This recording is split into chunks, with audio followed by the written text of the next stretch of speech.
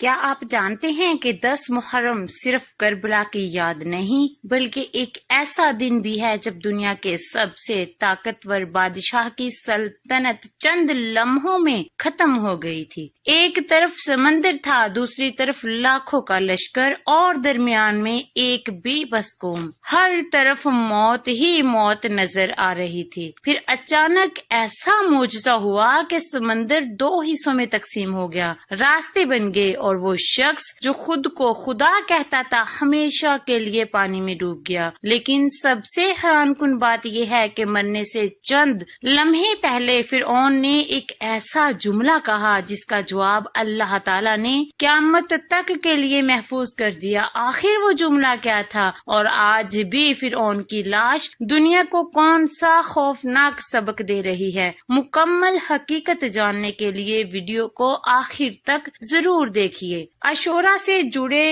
اس حیران کن اور ایمان افروز واقعے کی مکمل تفصیل جانیں گے، کیونکہ آخری بات آپ کو عاشوراء کی ایک ایسی حقیقت سے آگاہ کرے گی جو شاید آپ نے پہلے کبھی نہ سنی ہو۔ بسم اللہ الرحمن الرحیم۔ السلام علیکم ورحمۃ اللہ وبرکاتہ۔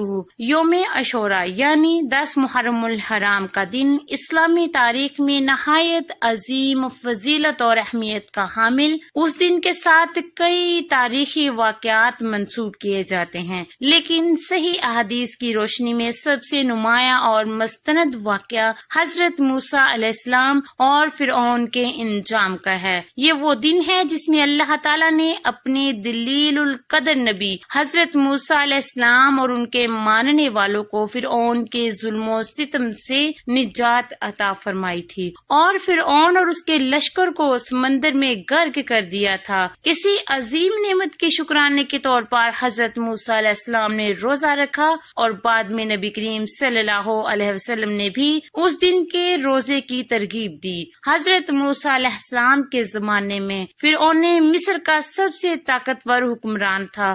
وہ نہ صرف بادشاہ تھا بلکہ اپنی قوم کے سامنے خدائی کا دعویٰ بھی کرتا تھا۔ قرآن مجید میں اسی کا یہ قول و نقل ہوا ہے کہ اس نے کہا کہ میں تمہارا سب سے بڑا رب ہوں۔ فرعون اپنی حکومت، طاقت اور غرور میں اس قدر ڈوبا ہوا تھا کہ وہ بنی اسرائیل پر بے پناہ ظلم کرتا تھا۔ بنی اسرائیل حضرت یعقوب علیہ السلام کے اولاد تھے اور مصر میں آباد تھے، لیکن فرعون نے انہیں غلام بنا رکھا تھا۔ ان سے سخت مشقت کے کام لیے جاتے تھے، ان پر ظلم کیا جاتا تھا اور ان کی زندگی کو عذاب بنا دیا گیا تھا، یہاں تک کہ اس نے حکم دے رکھا تھا کہ بنی اسرائیل میں پیدا ہونے والے لڑکوں کو قتل کر دیا جائے اور صرف لڑکیوں کو ہی زندہ چھوڑ دیا جائے۔ اسی دور میں اللہ تعالیٰ نے حضرت موسیٰ علیہ السلام کو نبوت عطا فرمائی۔ اللہ تعالیٰ نے انہیں حکم دیا کہ فرعون کے پاس جائیں اور اسے توحید کی دعوت دیں۔ حضرت موسیٰ علیہ السلام اپنے بھائی حضرت ہارون علیہ السلام کے ساتھ فرعون کے دربار میں پہنچے اور اسے اللہ کی عبادت اور بنی اسرائیل کو آزاد کرنے کا حکم سنایا، لیکن فرعون نے تکبر کیا، حق کو قبول کرنے سے انکار کر دیا اور حضرت موسیٰ علیہ السلام کو جھٹلایا۔ اللہ تعالیٰ نے فرعون کو سمجھانے کے لیے مختلف نشانیاں اور معجزات ظاہر فرمائے، جس میں عصا کا اسدہ بن جانا، ہاتھ کا روشن ہو جانا اور دیگر نشانیاں شامل تھیں۔ لیکن فرعون کے دل پر غرور اور بھاٹ دھرمی کا ایسا پردہ پڑ چکا تھا کہ وہ ایمان نہ لایا۔ قرآن مجید میں بیان ہوا ہے کہ اللہ تعالیٰ نے فرعون اور اس کی قوم پر مختلف عذاب بھی نازل کیے تاکہ وہ نصیحت حاصل کریں۔ کبھی قحط آیا، کبھی ٹڈیاں، کبھی چوہے، کبھی مینڈک اور کبھی خون کا عذاب آیا، لیکن ہر بار وہ وعدہ کرتے کہ اگر عذاب ہٹ گیا تو میں ایمان لے آؤں گا۔ جب عذاب دور چلا جاتا تو پھر اس سے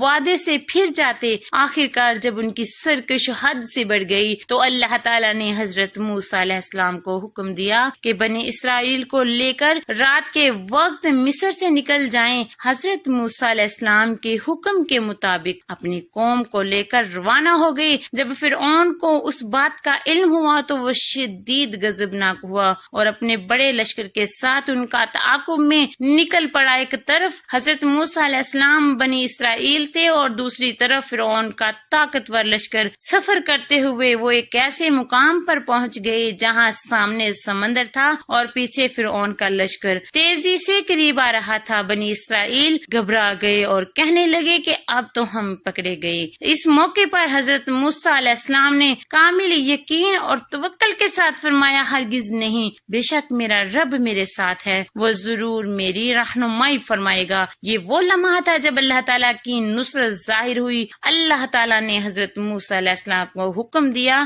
اپنا عصا سمندر پر مار دیں۔ جیسے ہی حضرت موسیٰ علیہ السلام نے عصا سمندر پر مارا تو سمندر اللہ کے حکم سے پھٹ گیا اور اس میں راستے بن گئے۔ قرآن مجید کے مطابق پانی کے ہر حصے نے ایک عظیم پہاڑ کی شکل اختیار کر لی اور درمیان میں خشک راستے بھی بن گئے۔ حضرت موسیٰ علیہ السلام اور بنی اسرائیل ان راستوں سے گزرتے ہوئے سمندر کے دوسرے کنارے کی طرف روانہ ہوئے۔ جب فرعون اور اس کا لشکر وہاں پہنچا تو انہوں نے بھی انہی راستوں میں داخل ہو کر تعاقب جاری رکھا۔ فرعون اپنی طاقت اور غرور میں اندھا ہو چکا تھا اور وہ یہ نہ سمجھ سکا کہ اللہ تعالیٰ کی قدرت کا ایک عظیم معجزہ ہے۔ جب حضرت موسیٰ علیہ السلام اور ان کے ساتھی بحفاظت سمندر پار کر چکے اور فرعون اپنے پورے لشکر سمیت درمیان میں پہنچ گیا تو اللہ تعالیٰ کے حکم سے سمندر دوبارہ اپنی حالت میں آ گیا۔ پانی کی عظیم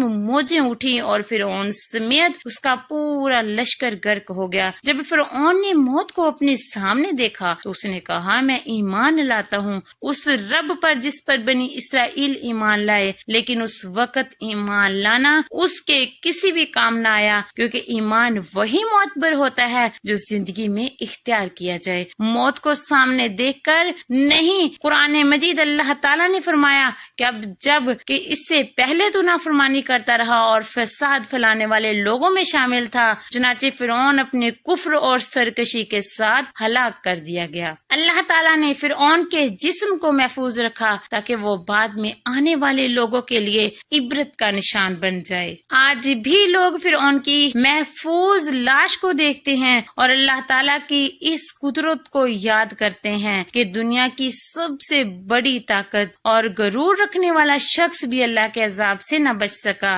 اس عظیم واقعہ کے بعد حضرت موسیٰ علیہ السلام نے اللہ تعالیٰ کا شکر ادا کیا اور روایت کے مطابق اس دن روزہ رکھا۔ صدیوں بعد جب نبی کریم صلی اللہ علیہ وسلم دین منورت تشریف لائے تو آپ نے دیکھا کہ یہودی 10 محرم کا روزہ رکھتے ہیں۔ انہوں نے بتایا کہ یہ وہ دن ہے جس میں اللہ تعالیٰ حضرت موسیٰ علیہ السلام کو نجات دی تھی۔ اس پر رسول صلی اللہ علیہ وسلم نے فرمایا کہ ہم موسیٰ علیہ السلام کے ان کے تم میں سے زیادہ حقدار ہیں۔ آپ صلی اللہ علیہ وسلم نے خود بھی عاشورہ کا روزہ رکھا اور مسلمانوں کو بھی اس روزے کی ترغیب دی۔ احادیث میں آتا ہے کہ یوم عاشورہ کا روزہ گزشتہ ایک سال کے صغیرہ گناہوں کے لیے کفارہ بن جاتا ہے۔ نبی کریم صلی اللہ علیہ وسلم نے یہ بھی ارادہ فرمایا تھا کہ آئندہ سال 9 محرم کا روزہ بھی رکھیں گے تاکہ مسلمانوں کا طریقہ یہودیوں سے مختلف رہے۔ اس لیے علماء 9 اور 10 محرم یا 10 اور 11 محرم کے روزے رکھتے کو بہتر قرار دیتے ہیں۔